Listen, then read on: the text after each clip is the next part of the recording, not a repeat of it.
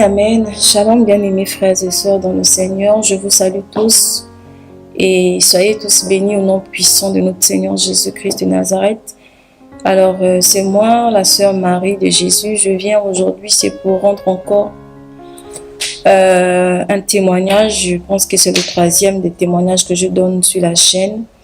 Mais avant toute chose, nous allons incliner nos têtes et remettre ces moments entre les mains du Seigneur. Prions au nom de Jésus. Notre Dieu et notre Roi, Dieu Tout-Puissant, toi qui vis d'éternité en éternité, sois béni, sois exalté pour ton amour, pour ta fidélité, pour ta compassion. Seigneur, merci pour tout ce que tu ne cesses de faire dans nos vies, mon Dieu, mon Roi. Je présente ces instants entre tes saintes et précieusement. Seigneur, bénis tes enfants qui vont écouter ce message, Père éternel, Dieu des armées, Dieu Tout-Puissant. Agis au travers de ce message, Papa, touche aussi tes enfants au nom puissant de Jésus.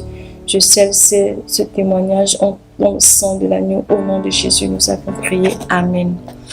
Bien-aimées sœurs, comme je le disais tantôt, je suis là pour rendre témoignage. Il n'y a pas longtemps, c'est dans cette année, mais je ne me rappelle plus exactement du mois. Je pense que ça doit faire peut-être déjà environ 2 ou 3 mois. Dans mon sommeil, pendant que je dormais, voilà le rêve que le Seigneur m'a fait voir. Amen. Bien-aimé, j'ai pour habitude de le dire, lorsque le Seigneur nous montre des choses, lorsqu'il nous avertit sur certains points, c'est pour attirer encore davantage notre attention. Ne dites pas, nous sommes fatigués, c'est des choses, c'est du déjà vu, c'est du déjà entendu, on a déjà tellement entendu ces choses, on a déjà tellement vu. Ne banalisons pas toutes les révélations ou tous les messages que le Seigneur nous donne. Vous voyez, si le Seigneur insiste sur un certain nombre de points, c'est parce qu'il connaît la dangerosité de ces points-là. Vous voyez, donc voilà pourquoi le Seigneur continue d'insister. Il continue à nous avertir. Amen. Ok. Donc, le rêve que j'avais eu une nuit pendant que je dormais, je me suis retrouvée dans mon sommeil dans une église. Et dans cette église, c'était pendant le culte. Ici au Gabon où je suis, j'étais dans une église dans mon rêve, dans le sommeil en fait. J'étais dans une église en train de... Voilà, on était en plein culte de dimanche. Et il y avait une dame, en fait, une sœur en Christ, qui était à l'autel, en fait, qui était en train de rendre témoignage. Et elle était debout devant toute l'assemblée, elle était en train de parler, en fait, de raconter ce que le Seigneur l'avait fait voir. En fait, j'étais dans ce rêve pour faire court, j'étais en train d'assister à un témoignage, pour faire court, en fait, voilà. J'étais en train d'assister à un témoignage dans ce rêve. Donc, j'étais assise comme tous les autres, et nous étions là en train d'écouter le témoignage que la dame était en train de nous rendre. Et elle disait que le Seigneur l'a fait voir les horreurs de l'enfer. Le Seigneur a permis en fait qu'elle voie certaines réalités de l'au-delà. Et pendant que j'étais assise comme ça, bien aimée, en train d'écouter attentivement ce que la sœur est en train de témoigner, bien aimée dans le Seigneur, tout d'un coup, je ne sais pas de quelle manière ou par comment, mais je me voyais vivre ce que la dame racontait, ce que la dame était en train de témoigner. Je ne sais pas si vous me suivez. C'est-à-dire que je suis assise dans le rêve, dans le songe, je suis assise à l'église en train d'écouter le témoignage que la sœur est en train de rendre. Et moi, là où je suis assise, je suis en train de vivre ce qu'elle raconte en fait. Donc du coup, pendant que j'étais assise, tout d'un coup, je me suis retrouvée, toujours dans le rêve, je me suis retrouvée au milieu de nulle part. Mes frères et sœurs, je me suis retrouvée dans un endroit, alors là, tellement sombre. Donc, je suis quittée de l'église comme ça. Je ne sais pas comment, mais je sais seulement que je me suis retrouvée, boum, à un endroit où je ne sais pas où j'étais. Donc, l'endroit où j'étais était tellement... Alors là, l'endroit était noir.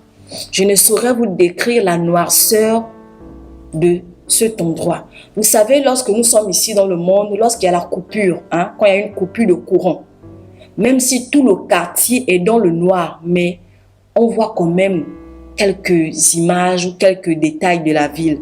On voit quand même les maisons parce qu'il y a le clair de lune, parce qu'il y a des étoiles qui nous éclairent quand même.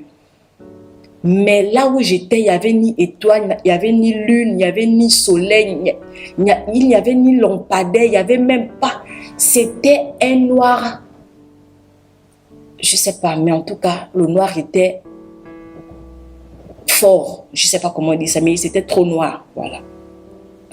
Et pendant que j'étais là debout, en train de me poser la question dans mon esprit, mais qu'est-ce que je fais ici? Tout à l'heure, j'étais à l'église en train de suivre le témoignage, mais comment est-ce possible que je me retrouve maintenant ici? Donc j'étais là, je cherchais, en fait je ne voyais rien même, je ne voyais pas, mais je me posais la question, où est-ce que je suis? Donc je me parlais à moi-même, je me demandais là où j'étais. Je me posais la question à l'intérieur de moi, mais je suis où? Je ne voyais rien. Combien même mes yeux étaient ouverts, mais je ne voyais rien. Bien-aimés dans le Seigneur, ne prenons pas à la légère les avertissements du Seigneur. Ne disons pas, bon, écoutez, nous sommes... Non. Examinons toutes choses. Et du coup, mes frères et sœurs, lorsque je suis là, c'est le Seigneur qui a permis que j'entende ces choses-là. Pendant que j'étais là debout, en train de m'interroger de comment et de pourquoi je suis là, bien aimé, j'entends deux voix horribles. Le Seigneur m'a permis d'entendre, il m'a permis de sentir. Mais je ne pouvais pas voir. Il n'a pas permis que mes yeux s'ouvrent pour voir ce qui se passe autour de moi. Mais je pouvais sentir et je pouvais entendre. Donc pendant que j'étais debout, j'entends devant moi, j'entends deux voix qui viennent. Des voix horribles, des voix ténébreuses, des voix affreuses, des voix qui faisaient froid au dos, des voix tellement, ça me faisait tellement peur. Et j'étais là debout comme ça. Je sentais que ces deux personnes venaient devant moi. Je ne vais même pas dire personnes, c'était des êtres, c'était des démons en fait, c'était des esprits impurs. Parce que je ne sais pas comment je vais vous expliquer. Mais la manière que je sentais les choses, c'était vraiment horrible. Et donc, j'entends comment ces voix-là, ces voix viennent vers moi en train de ricaner. Bien aimé, je n'ai pas envie d'imiter leur manière de rire. Et même si j'imite, je ne pourrais pas imiter exactement comment ils font, comment ils riaient. Je n'ai même pas envie d'imiter des voix aussi diaboliques. Ces voix venaient.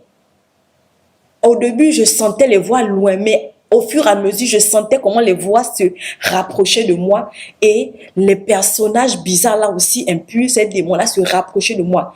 Donc, eux, ils venaient en train de ricaner. Bien aimé, c'était des rires moqueurs, c'était des rires de... Je sais pas, en tout cas des rires comme si, voilà, ils ont gagné, comme s'ils ont gagné une bataille, comme si, voilà, ils étaient contents. En fait, si... ils avaient la possibilité de me dévorer, de me faire du mal, ils pouvaient le faire, mais Dieu n'a pas permis. C'est le Seigneur qui n'a pas permis que ces esprits démoniaques me fassent, me fassent du mal.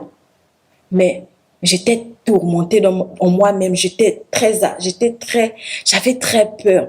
Et du coup, lorsque ces personnages étranges avançaient vers moi, j'étais là debout.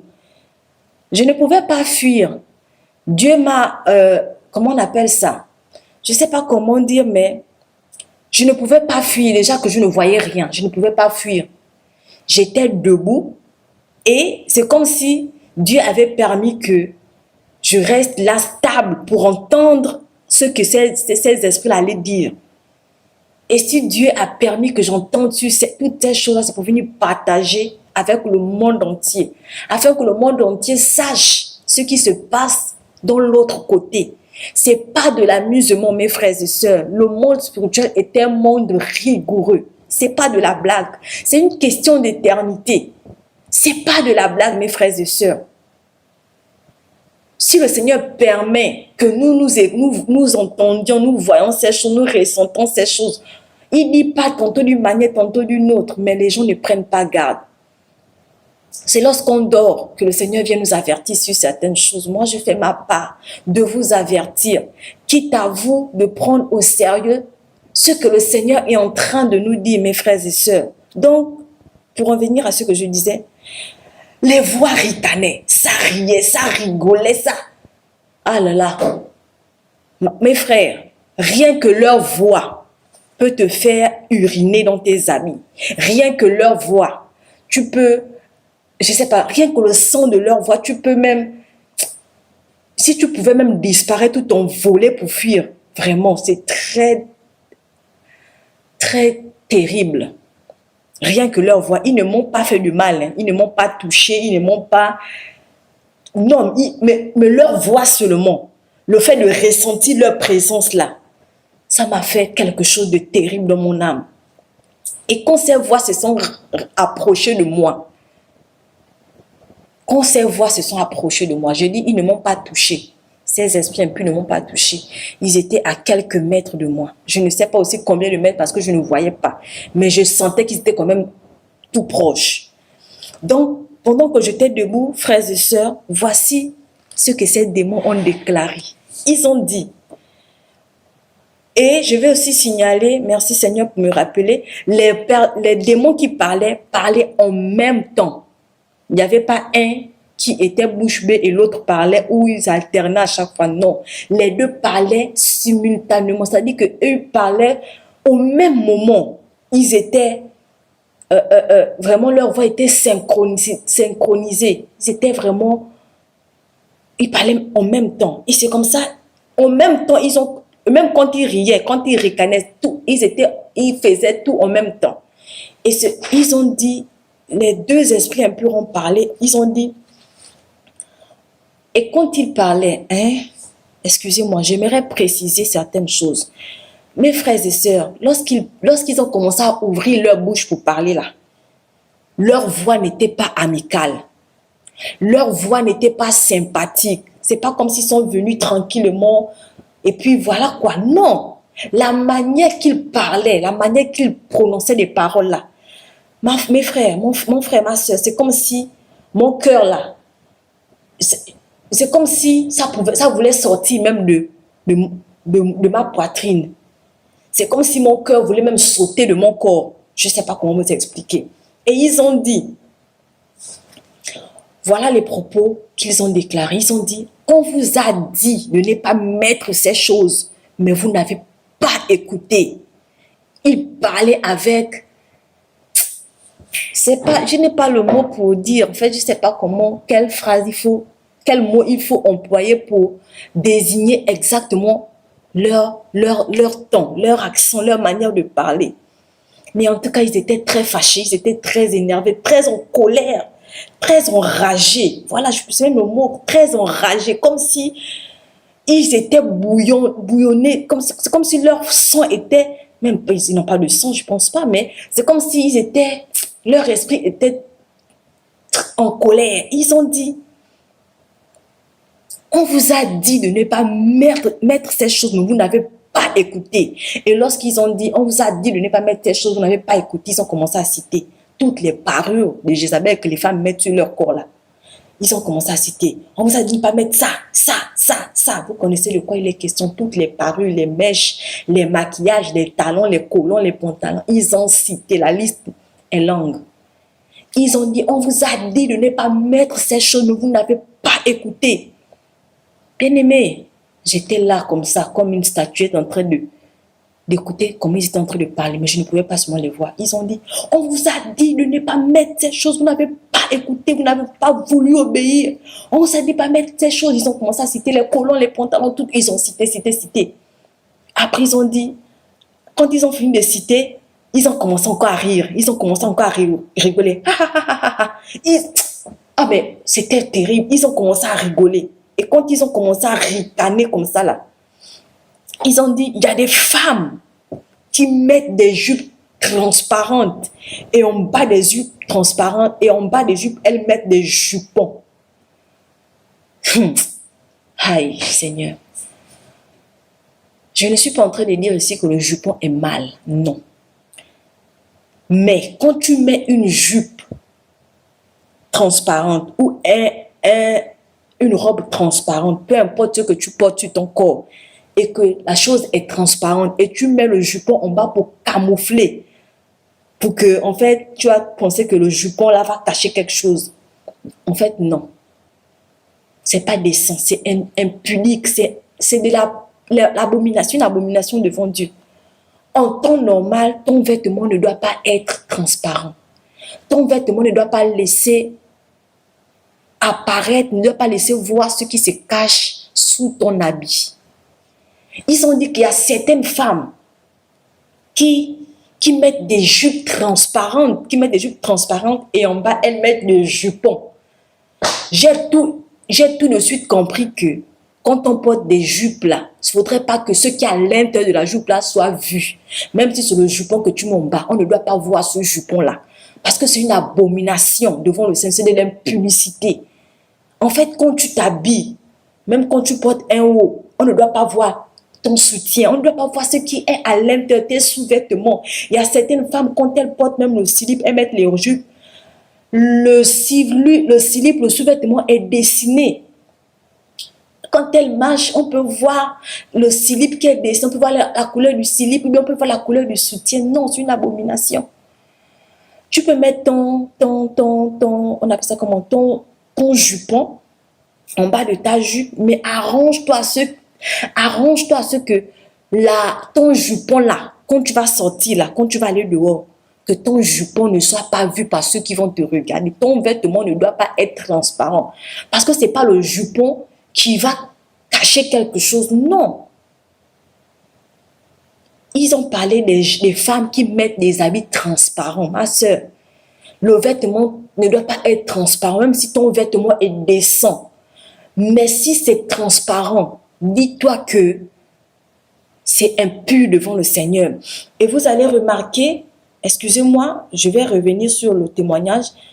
Vous allez remarquer que des fois au marché, quand on va au marché, il y a des jupes qui sont décentes, mais c'est transparent et il y a un tout petit jupon à l'intérieur qui est juste tout petit comme ça là.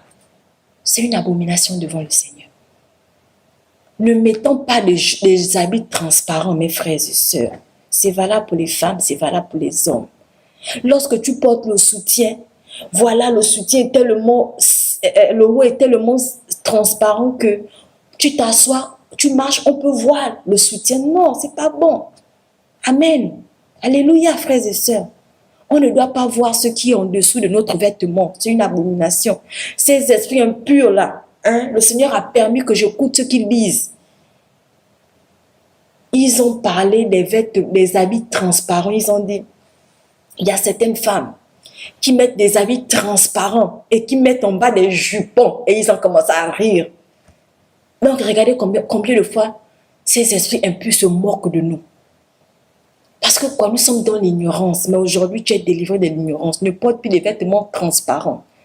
Ne porte plus de jupes transparentes, mais une jupe qui est bien et qu'on ne voit pas ton dessous en bas. Amen. Alléluia.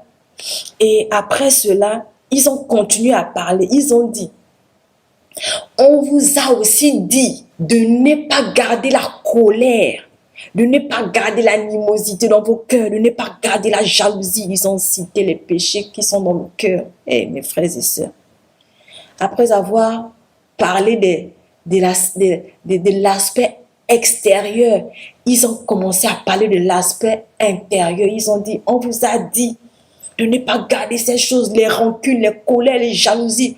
Vous n'avez pas voulu écouter, vous n'avez pas obéi. Donc, quand tu vas à l'église là, ma soeur, mon frère, quand ton pasteur te parle de ces choses, quand tu écoutes à la télévision, sur les réseaux sociaux, comment les pasteurs, les hommes de Dieu s'égosillent à nous exhorter, à nous évangéliser, à faire des prédications sur ces choses-là, nous devons nous atteler à ranger nos vies. Parce que le Seigneur sait que nous avons entendu parler de ces choses. Le Seigneur sait que nous avons connaissance, nous avons conscience que ces choses devant lui ne sont pas bien. Mais nous n'avons pas voulu obéir à sa parole. Et ils ont dit, ces esprits impurs ont dit, on vous a dit de ne pas garder ces choses, la colère, la jalousie. Vous n'avez pas entendu, vous n'avez pas écouté, vous n'avez pas obéi. Hey, mes frères et sœurs, j'étais là. Je n'ai dit ni A, ni B, ni quoi que ce soit. J'étais juste là en train d'écouter comme ça là. Et après, ils ont dit, on vous a dit d'adorer votre Dieu. Vous n'avez pas voulu adorer votre Dieu, vous n'avez pas voulu le servir. Mes sœurs, mes frères, ils ont dit, on vous a dit de servir votre Dieu. On vous a dit de l'obéir, de le servir. Vous n'avez pas voulu servir votre Dieu, vous n'avez pas voulu obéir votre Dieu. Et ils ont continué encore à ricaner.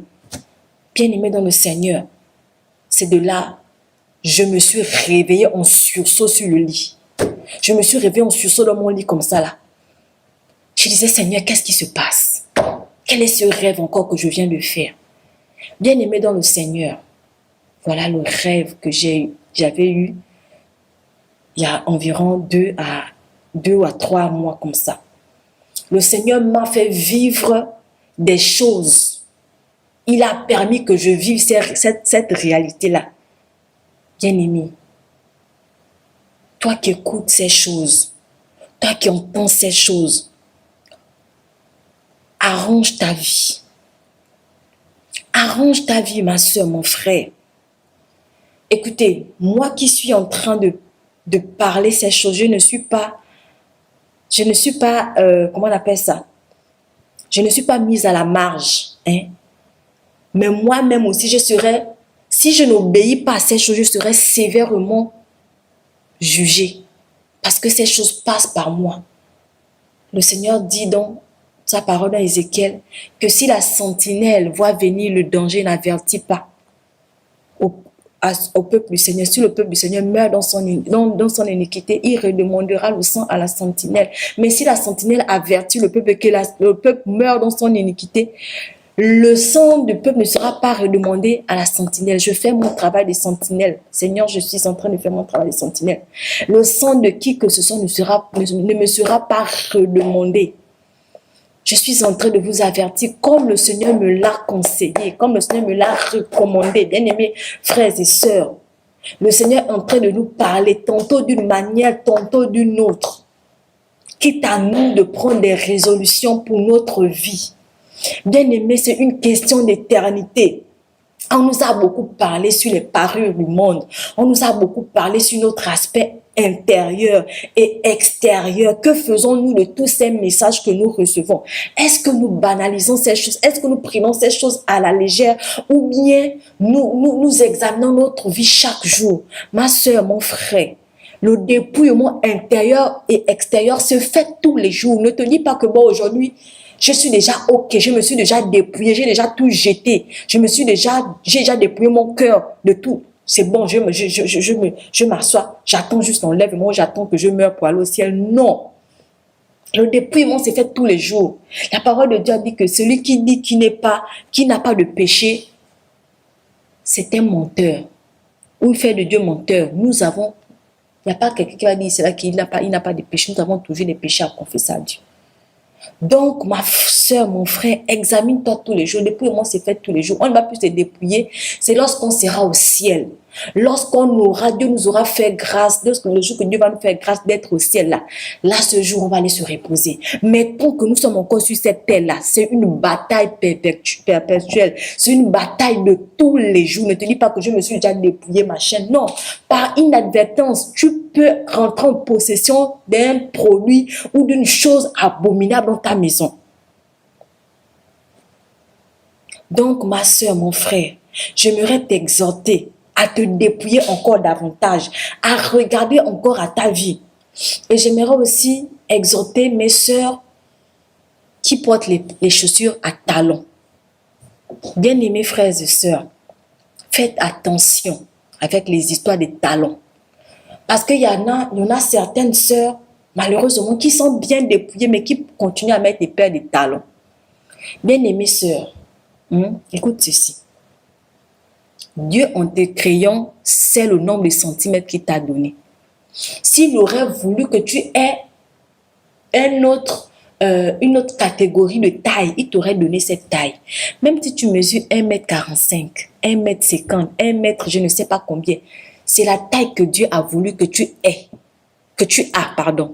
C'est la taille que le Seigneur a voulu que tu puisses avoir. Maintenant, toi, tu prends les talons pour porter. Tu ne vois pas que là, tu es dans le mensonge. Tu ne vois pas que là, tu es en train de dire à Dieu inconsciemment que Seigneur, je n'ai pas voulu, je ne veux pas la taille que tu m'as donnée, là, voilà la taille que je veux. Non, ma soeur. Dieu est un Dieu de sagesse. Son intelligence dépasse notre entendement. Dieu nous a tous créés, nous sommes uniques en notre genre. Ne convoite pas la morphologie de quelqu'un d'autre, ne convoite pas la taille de quelqu'un d'autre. Dieu sait pourquoi il t'a donné 1m50, 1m60 ou 1m80 ou 1m, je ne sais pas. Dieu sait pourquoi il a fait ça. Nous avons été créés par lui et pour lui, pour sa gloire. Mais quand tu mets des talons, ma soeur, nous tous, nous avons porté des talons quand nous étions dans le monde. On sait ce que représente la chaussure qu'on appelle talon dans la vie d'une femme. Nous avons porté des talons. On sait que lorsque tu mets une paire de talons, ça crée en toi un esprit de... Ça crée en toi la séduction. Ça crée en toi le vouloir de plaire, le désir de plaire. Le fait de mettre une paire de talons, ça te rend, en fait, comment on appelle ça? Ça te rend orgueilleuse. Quand tu marches avec une paire de talons, déjà, premièrement, ta démarche va changer. Parce que ta manière de marcher ne sera plus la même. Tu vas faire attention. Parce que quand tu as la paire de talons, tu ne marcheras pas normalement comme lorsque tu as une chaussure basse. Quand tu as une paire de talons, tu vas faire attention à chaque pas que tu déposes. Et tu te mets à marcher de manière exagérée. Parce que tu as le talon, ça te lève, ça t'exalte en fait. Tu es là, tu t'exaltes, tu te crois au-dessus des autres. Ça crée l'orgueil en toi. D'autres disent, je fais ça pour moi-même. Mais non. Il faut faire attention, mes frères et sœurs. Lorsque tu mets une paire de talons, tu ajoutes des centimètres à ta taille et Dieu ne te reconnaît pas avec cette taille-là. Et là, c'est le mensonge. Dans Apocalypse, pardon, je vais lire ce passage qui me vient à l'esprit là. Apocalypse, voilà, Apocalypse 22, à partir du verset 15, ça dit « Dehors les chiens, les enchanteurs, les impudiques, les meurtriers, les idolâtres, et quiconque aime et pratique le mensonge. » Lorsque tu mets les talons, tu es en train de pratiquer le mensonge. Parce que tu t'appropries une taille qui n'est pas de toi. Et là, tu es dans le mensonge. Il a dit dehors les chiens. Sois fier de la taille que Dieu t'a donnée, ma soeur, mon frère. Ce que Dieu a fait est parfait. Ce que Dieu a fait est bon. Il n'y a rien à ajouter, il n'y a rien à enlever. Débarrasse-toi des paires de talons, débarrasse-toi des pantalons, débarrasse-toi de tous ces habits sexy, de tous ces habits révélateurs, de tous ces habits qui t'exaltent. Écoutez, le Saint-Esprit parle au-dedans de nous. Hein. Nous sommes enfants de Dieu. Il n'est pas dit que le Seigneur va forcément te parler audiblement, mais lorsque tu portes un vêtement, il y aura vraiment une pensée intérieure qui va te faire sentir mal à l'aise dans le vêtement, qui va te faire comprendre que ça, c'est pas bien. Et c'est à toi de comprendre que Dieu ne veut pas que je m'habille comme ça. Vous voyez? Donc, faisons attention, mes frères et sœurs. C'est vraiment très délicat, cette histoire d'éternité. Pour une petite chose comme ça, de rien du tout, tu peux perdre ton éternité. À quoi bon de perdre l'éternité pour des futilités, pour des choses qui n'ont aucune valeur, pour des choses qui ne valent absolument rien? C'est une question d'éternité, ma soeur. S'il te plaît, revois bien la manière que tu t'habilles. Revois bien la manière que tu fais des choses. La manière que ton cœur est. Le Seigneur a dit, heureux ceux qui ont le cœur pur, car ils verront le Seigneur. Est-ce que ton cœur est pur?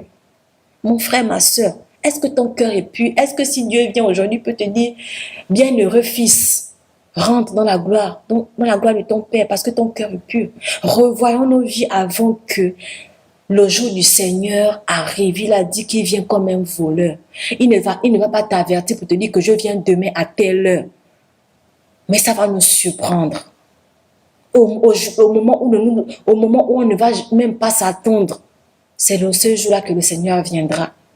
Et si le Seigneur vient, il te trouve dans ces choses-là, tu te dis peut-être, bon, j'ai du temps. Non, tu n'as pas le temps. Tu n'as pas le temps parce que le temps ne t'appartient pas. Le souffle de vie que tu as, ma soeur, mon frère, c'est pas toi qui décides de respirer. C'est même pas toi qui décides de manger, de marcher, de parler, même le fait que tes yeux clignent, ce n'est pas toi qui décides toutes ces choses-là, c'est le Seigneur. Donc, prenons garde à nos vies. Revoyons notre manière de marcher. Si c'était que, je ne sais pas, si c'était que après la mort et puis c'est fini, le monde est fini, il n'y a pas l'éternité, ok, mais notre âme est éternelle. Si ce n'était pas ça, Jésus ne serait pas venu mourir sur la croix. Vous pensez que le Seigneur... Attendez, mais réfléchissons, bien-aimés frères et sœurs. Le sacrifice ultime de Jésus à la croix, ce sacrifice qui est le sacrifice le plus grand. Vous pensez que Dieu aurait laissé son trône comme ça venir se faire marginaliser sur la terre, venir se faire tabasser, se faire maltraiter, si ce n'était pas que après la mort vient le jugement, si ce n'était pas que nos âmes là doivent rendre compte après notre mort. S'il n'y avait pas d'éternité, mais Jésus ne serait pas venu sur la terre mourir. Comprenons que c'est quelque chose de très important, c'est quelque chose de très délicat. Si le Seigneur est venu mourir sur la terre, mais comprenons que vraiment, c'est quelque chose de très important. Aucun être humain ne pouvait accomplir cette mission. Le Seigneur seul avait le pouvoir d'accomplir cette mission-là. Seul lui avait cette force-là de pouvoir accomplir cette mission. Donc, frères et sœurs, veuillez m'excuser si j'ai trop parlé, mais c'est pour le bien de tous. Donc, sois béni et revois la manière que tu vis, revois la manière que tu marches. Je prie que le Seigneur vraiment te guide et t'aide encore. Amen.